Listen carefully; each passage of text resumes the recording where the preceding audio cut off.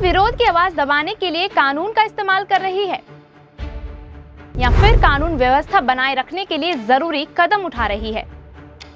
सोनम वांगचुक को अनशन स्थल से अस्पताल भेजे जाने के बाद अब सीजेपी के संसद मार्च को लेकर दिल्ली में सियासत तेज हो गई है। एक तरफ प्रदर्शनकारी इसे अपने संवैधानिक अधिकारों पर हमला बता रहे हैं, तो दूसरी तरफ दिल्ली पुलिस का कहना है कि सुरक्षा व्यवस्था बनाए रखने के लिए बीएनएसएस की धारा 163 लागू की गई है।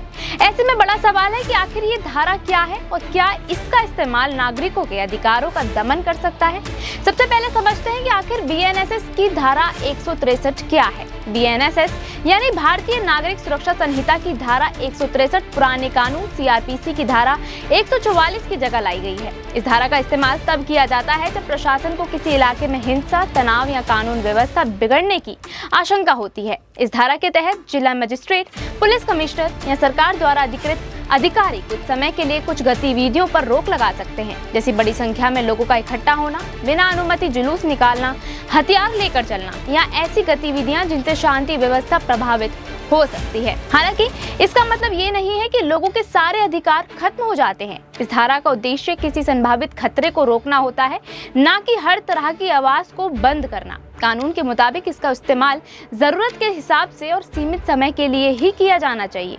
अब सवाल है कि दिल्ली पुलिस ने सीजेपी के संसद मार्च से पहले बीएनएसएस की धारा 163 क्यों लगाई। दिल्ली पुलिस का कहना है कि संसद का मानसून सत्र शुरू होने वाला है और नई दिल्ली इलाके में सुरक्षा व्यवस्था बेहद संवेदनशील है।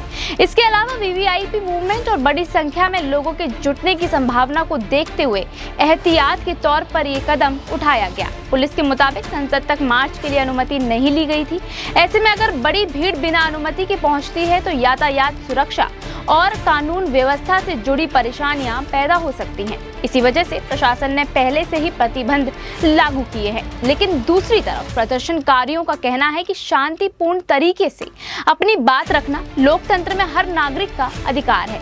उनका आरोप है कि सरकार और प्रशासन इस तरह के कानूनों का इस्तेमाल विरोध की आवाज दबाने के लिए कर रहे हैं। अब सबसे बड़ा सवाल यही है कि क्या बीएनएसएस की धारा 163 संविधान में मिले अधिकारों के खिलाफ है। भारतीय संविधान के अनुच्छेद 19 हर नागरिक को बोलने की आजादी और शांतिपूर्ण तरीके से प्रदर्शन करने का अधिकार देता है, यानी लोग अपनी मांगों और समस्याओं को लेकर अपनी आवाज उठा सकते हैं। लेकिन संविधान में ये भी कहा गया है कि सार्वजनिक व्यवस्था, सुरक्षा और देश हित को ध्यान में रखते हुए कुछ उचित सीमाएं लगाई जा सकती हैं। यानी सरकार के पास ऐसे कदम उठाने का अधिकार है, लेकिन इनका इस्तेमाल सोच समझकर और उचित कारणों के साथ होना चाहिए। सुप्रीम कोर्ट भी कई बार कह चुका है कि किसी भी प्रतिबंध को जरूरत और परिस्थिति के हिसाब से लागू किया जाना चाहिए। प्रशासन को ये ध्यान रखना होगा कि सुरक्षा बनाए रखने और नागरिकों की स्वतंत्रता के बीच संतुलन बना रहे। अगर किसी इलाके में बिना ठोस वजह के लंबे समय तक प्रतिबंध लगाए जाते हैं या लोगों को शांतिपूर्ण प्रदर्शन से रोका जाता है तो अदालत ऐसे फैसलों की समीक्षा कर सकती है। फिलहाल सोनम वांगचुक के आंदोलन और सीजेपी के सांसद मार्च को लेकर दिल्ली में सुरक्षा बढ़ा दी गई है।